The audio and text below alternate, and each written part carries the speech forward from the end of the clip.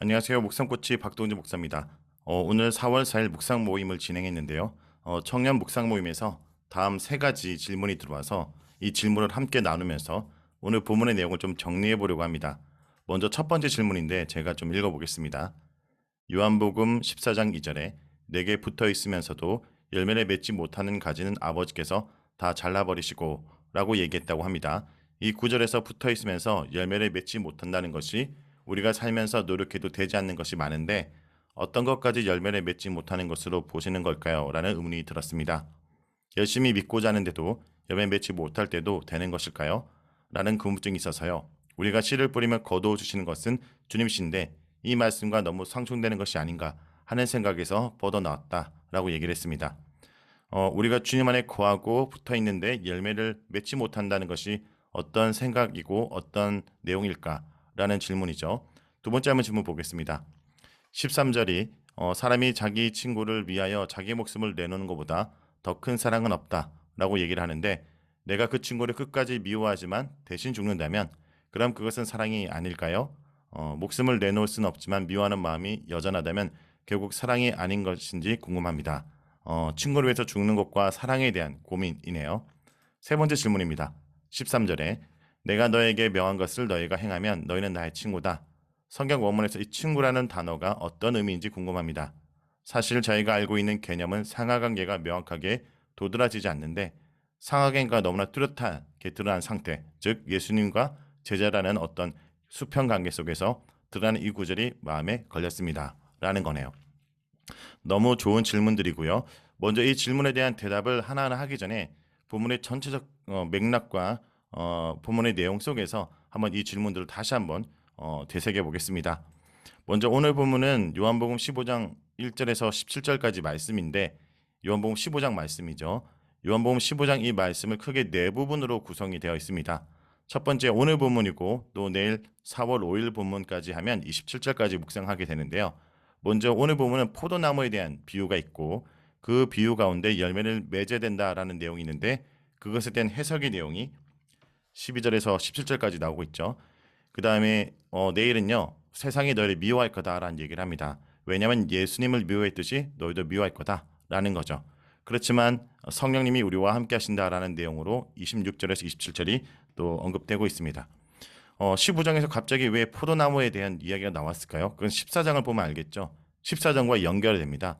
특별히 묵상은 그날 본문만을 보는 것이 아니라 요한복음은 14장과 15장 그러니까 이어지는 본문의 맥락 속에 본다면 14장의 어떤 내용이 오늘 내용과 연결되면서 이 부분이 이야기하고 있을까라는 것을 한번 볼 필요가 있을 것 같아요.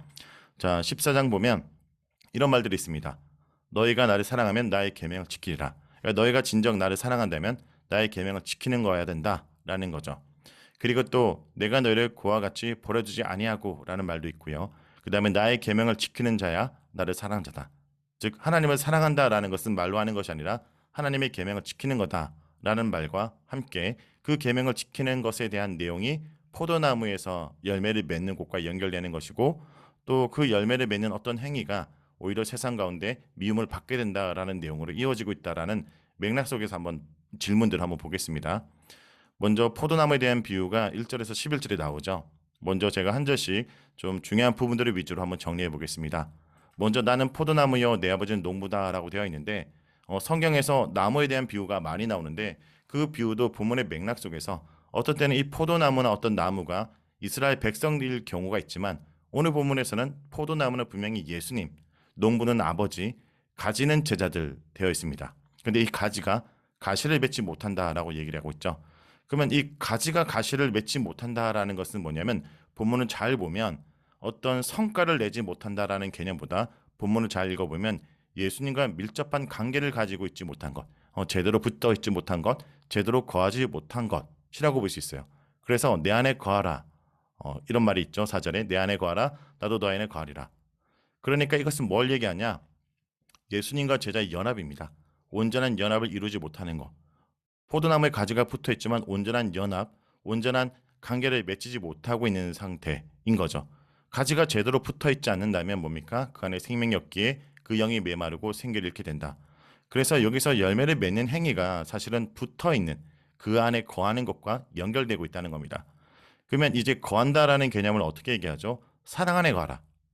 그래서 예수님의 그 사랑 안에 거하는 것이 계명을 지켜가는 것이다라는 거예요.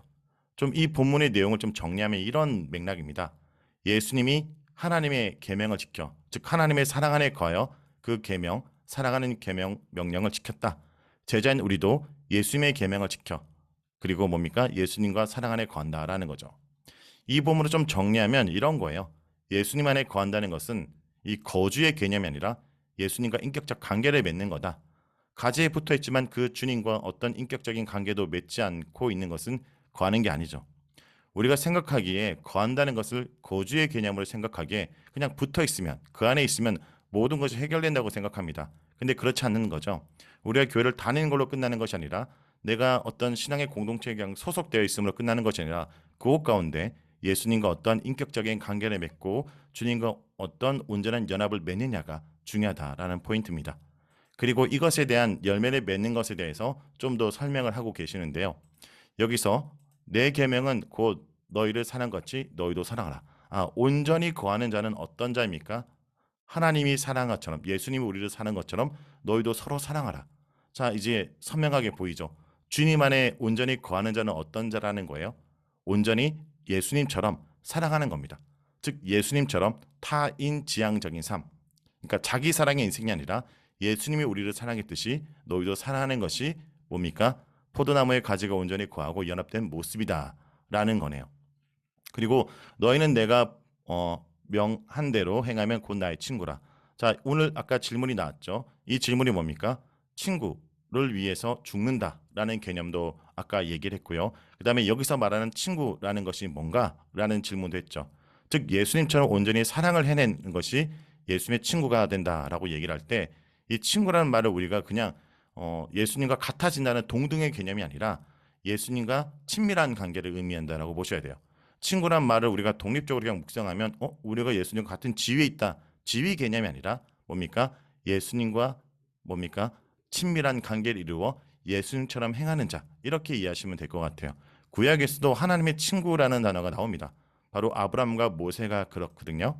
한번 이 본문을 보면요. 이런 본문들이 있어요. 출애굽기 33장 11절에 보면 사람이 자기 친구와 이야기한 같이 여호와께서 모세와 대면하여. 그러니까 그만큼 하나님이 모세와 친밀했다. 그리고 하나님의 마음이 통하는 자였다라는 의미겠죠. 그리고 이사야 41장 8절에서도 그러나 나의 종 너희 이스라엘아 내가 택한 나의 야곱아 나의 벗 아브라함의 자손아. 자 뭡니까? 나의 벗 아브라함의 자손이라는 의미도 뭡니까? 동등의 개념을 얘기하는 것이 아니라 주님의 마음이 통하고 믿음의 조상으로서 주님의 뜻을 펼쳤던 믿음의 사람 이런 의미로 본다면 여기 친구라는 것은 어떤 동등의 개념이 아니라 주님과 친밀한 연합한 관계 또 예수님의 뜻을 이루어가는 제자 이런 의미로서 오히려 친구라는 표현에 그만큼 밀착됐다라는 거죠. 사실 그 당시에 문화 속에서 스승과 제자는 거의 아비라는 말을 할 정도로 제자에게 스승은 아버지 같은 존재이지만 예수님이 아버지 같은 존재인 예수님이 그들에게 친구라고 하면서 그만큼 나와 친밀하고 내 마음이 통하는 자라는 의미로 보시면 될 것 같습니다. 그러므로 이제 17절에 보면요. 내가 이것을 너에게 명함은 너희로 서로 사랑하여 함이라. 결국 요한 서신에서 중요한 것이 결국은 서로 사랑하라는 내용이거든요. 예수님이 너를 사랑한 것처럼 너희도 서로 사랑해라. 즉 우리가 예수님의 친구와 제자로서 살아내지는 여부는 온전히 사랑을 해내는가 여부입니다. 그러니까 우리가 온전히 주님 안에 거하는 모습을 드러내는 것은 우리가 서로가 예수님처럼 사랑하고 있냐를 통해서 드러난다라는 거죠. 그리고 이제 내일 본문에 보면 자 18절은 제가 미리 좀 붙여놨는데요. 세상이 너희를 미워하면 너희보다 먼저 나를 미워할 줄 알아. 우리가 온전히 사랑하지 못하도록 세상은 미워하고 또 예수님처럼 살아가는 모습을 살지 못해 미워하지만 뭡니까? 예수님을 미워하듯이 너희도 미워하는 게 당연하다. 그러니까 우리가 예수님처럼 서로 사랑하며 온전히 주님 안에 거하는 삶을 세상은 가만히 두지 않을 거다라는 거예요. 그럼에도 불구하고 성령님이 함께 하심으로 뭡니까? 우리가 사랑을 해낼 수 있음을 얘기한다라고 보실 필요가 있어요.